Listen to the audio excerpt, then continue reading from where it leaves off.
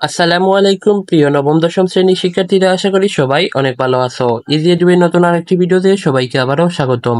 So প্রিয় শিক্ষার্থীরা, আজকে আমরা এই ভিডিওতে আলোচনা করব তোমাদের গণিত বিষয়ের অনুশীলনী 3.1 প্রশ্নগুলো নিয়ে। তো আজকে হচ্ছে এই অধ্যায় পর্ব 5। যারা গত পর্বগুলো দেখো নাই, তোমাদের দেখার সুবিধার্থে এই ভিডিও ডেসক্রিপশন বক্সে সেই পর্বগুলোর একটি প্লেলিস্টের লিঙ্ক দেওয়া আছে, সেই প্লেলিস্টে ক্লিক করলে তোমরা সেই পর্বগুলো দেখে আসতে পারো।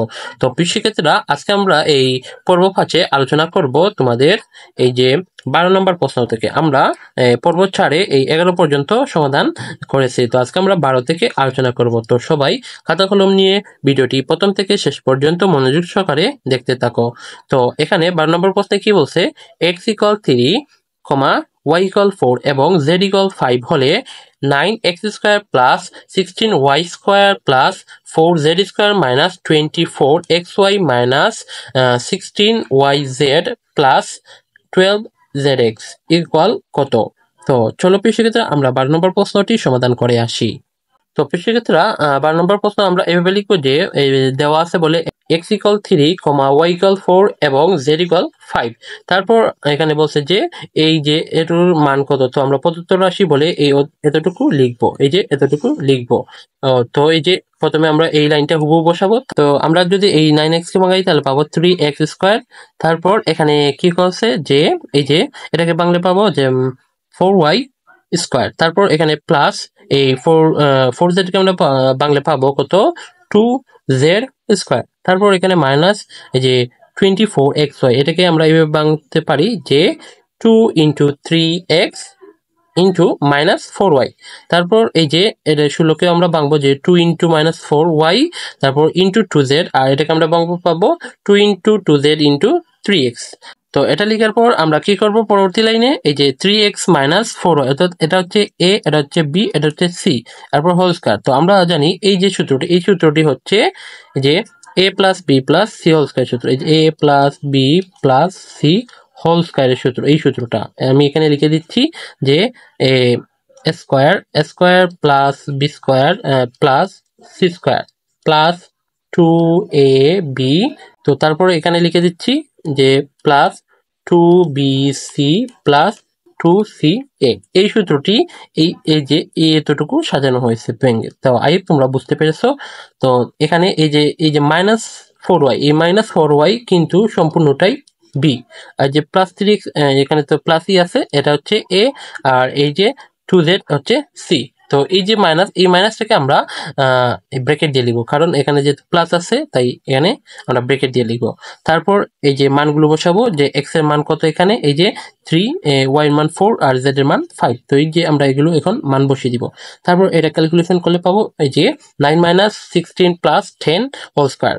তারপর এটাকে আমরা যদি আবার ক্যালকুলেশন করি তারপর 19 - 16, তারপর এটাকে আবার ক্যালকুলেশন করলে পাবো কত, 9। তো অতএব নির্ণয় মান হচ্ছে 9। আইএফএ শিখে যাওয়া তোমরা 12 নম্বর প্রশ্নের সমাধানটি বুঝতে পেরেছো। তারপর 13 নম্বর প্রশ্নে কি বলছে যে a + 2b × 3a + 2c কে দুইটি বর্গের বিয়োগফল রূপে প্রকাশ করো। তো প্রথমে আমরা এই যে লিখবো যে মনে করি অথবা ধরি এই যে a + 2b এটাকে a ধরলাম, আর 3a + 2c এটাকে y ধরলাম। তারপর আমরা লিখতে পারি যে অতএব প্রদত্ত রাশি, যেহেতু এখানে বলছে যে দুইটি বর্গের বিয়োগফল স্বরূপ, তাই আমরা এই যে এটাকে a ধরছি, এটাকে y, তাই আমরা xy লিখবো। আর xy কে আমরা জানি যে একটা সূত্র আছে a b সূত্র, এই যে a b এর সূত্র, এই x কে a অথবা আর y কে b ধরলাম। তো এখানে হচ্ছে a b সূত্র যে a + b/2 whole square minus a - b/2 whole square. তো এটা হচ্ছে এ বি এর সূত্র। তো তারপর কি করব, আমরা এই যে এই মানগুলো বসাবো যে এখানে x এর মান কত, এই যে a + 2b, এই যে a + 2b, তারপর যে প্লাস আছে প্লাস y এর মান হচ্ছে 3a + 2c, এই যে 3a + 2c, এটাও ঠিক সেম ভাবে এই মানগুলো বসাবো। তারপর কি করব আমরা, তারপর এটাকে ক্যালকুলেশন করি। আমরা এটা মুছে নিচ্ছি, এই মুছে নিচ্ছি। তো এখন এখানে তোমরা লক্ষ্য করো যে এই যে এর আগে কিন্তু একটি প্লাস চিহ্ন আছে, তাই এখানে একটা এ আছে আর এখানে 3টা এ আছে। তো 3টার একটা কত বলতো, 3টা, এই যে 4a। তারপর এই যে +2b, আর এখানে আর কোনো বি নেই তাই এখানে +2b, আর এখানে এই যে +2c, এই যে +2c। তো এখানে ঠিকভাবে এই যে এ একটা, আর এখানে -3a, অর্থাৎ -3a আর হচ্ছে প্লাস এ, তাহলে কত হবে মাইনাস টু এ। তো এটা এইভাবে আমরা লিখতে পারি যে 2b মাইনাস টু এ, অর্থাৎ এই মাইনাস টু এ কিন্তু পরে লেখা আছে, তো এটাও তোমরা এইভাবে লিখতে পারো। তারপর এখানে যে মাইনাস টু সি, তো এই যে মাইনাস টু সি, তারপর আমরা হোল স্কয়ার দিব। তারপর কি করব, তো এখানে এই যে কমন নেওয়া আমরা নিতে পারি এখান থেকে, এই যে এখান থেকে আমরা কি টু কমন নিতে হবে, যে এখানে টু এখানে টু এখানে টু আছে, তাই টু কমন নিলে এখানে টু এ প্লাস এখান থেকে টু চলে গেলে শুধু বি, আর এখানে টু চলে গেলে শুধু সি। তারপর আমরা এখানে কি করবো, এখান থেকে এই যে টু টু টু কমন নিব, তো এখানে কমন নিলে কি করব, B minus A minus C এটা লিখব। তারপর আমরা কি করব, যে এই যে টু এবং টু কাটা দিব, এই টু কাটা দিব। তো এটা লেখার পর তারপর আমরা কি করব, 2a plus B plus C whole square minus B minus A minus C whole square. তো এটাই হচ্ছে এই 13 নম্বর প্রশ্নের অ্যান্সার। আই তোমরা বুঝতে পেরেছো। তো তারপর প্রিয় শিক্ষার্থীরা 14 নম্বর প্রশ্নে কি বলছে, যে এই যে x square plus 10x plus 24 কে দুইটি বর্গের বিয়োগফল রূপে প্রকাশ করো। তো এই যে ঠিক আমরা 13 নম্বর মতোই করব। তো প্রথমে এটাকে আমরা ভেঙে নিব, যে এক্স স্কয়ার প্লাস যে এই এক্স কে এ এবং এই 5 কে আমরা বি ধরে নিব। তো এই যে এখানে X square plus 2ab plus B square, আর যেহেতু এখানে এই যে এই 24, তো আমরা 5 এর উপরে যদি বর্গ করি তাহলে পাবো 25। তো যেহেতু এখানে 24 তাই এখানে -1 দেওয়া হয়েছে। আমি বুঝতে পেরেছো। তো এটা আমরা কি বলতে পারি, যে এ প্লাস বি হোল স্কয়ার সূত্র, তাই এই যে এটা এ প্লাস বি হোল স্কয়ার আর যে -1। তো এই যে হয়ে গেল যে দুইটি বর্গের বিয়োগফল রূপে। তো এই যে বিয়োগফল দেওয়া আছে, আই তোমরা বুঝতে পেরেছো। তো তার পরবর্তী 15 নম্বর প্রশ্নে বলছে এখানে একটা এই যে উদ্দীপক দেওয়া আছে, এখান থেকে আমরা ক এবং খ প্রশ্ন সমাধান করব। তো ক নম্বর প্রশ্নে বলছে x square plus B square সমান কত হবে। তো এটা আমরা এই যে প্রথমে লিখবো যে দেওয়া আছে বলে, এখানে বা দেওয়া আছে বলেই লিখলে হবে। তো এখানে এই যে a to the power 4 plus a square B square plus b to the power 4 equal 8, এই যে এই অংশটুকু লিখব। তো তারপর আমরা এটা এই যে লিখবো a square plus 2ab plus b square, তারপর minus a square B square. তো যেহেতু এখানে এই যে স্কয়ার বি স্কয়ার দুইবার আছে, তাই এখানে একবার বিয়োগ করা হয়েছে, কারণ এখানে স্কয়ার বি স্কয়ার একবার আছে। এই বুঝতে পেরেছো। তারপর এই যে ইকুয়াল 8। তারপর এটা হচ্ছে যে স্কয়ার এ প্লাস বি হোল স্কয়ার সূত্র, অর্থাৎ এই সম্পূর্ণ এ স্কয়ার কে এ ধরা হয়েছে, এই বি স্কয়ার কে বি ধরা হয়েছে, তাই এখানে এই যে এ প্লাস বি হোল স্কয়ার বলেছি। তারপর এই যে minus A B whole square equal 8। তো এখানে হচ্ছে কি স্কয়ার মাইনাস বি স্কয়ার সূত্র, স্কয়ার মাইনাস বি স্কয়ার সূত্র। তো আমরা জানি স্কয়ার মাইনাস বি এর সূত্র হচ্ছে এ প্লাস বি ইন্টু এ মাইনাস বি, এটা। তো এই যে এই এ তারপর হচ্ছে প্লাস বি ইন্টু এ মাইনাস বি ইকুয়াল 8।